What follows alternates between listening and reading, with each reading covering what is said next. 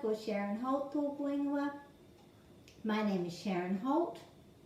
Today I thought we would talk a little bit about eggs since it's Easter.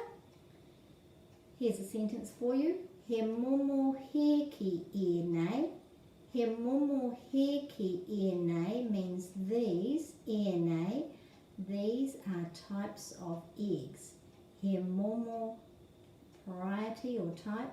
He momo he ki e nei. He ki hei hei tēnei. He ki tiakarete tēnei. This is a chicken egg. This is a chocolate egg. He aha te he ki tino pai ki a koe. Which do you really like? Which type of egg do you really like? He ki tiakarete te he ki tino pai ki a hau. I really like chocolate eggs.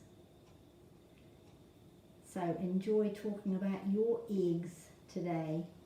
Ka kite.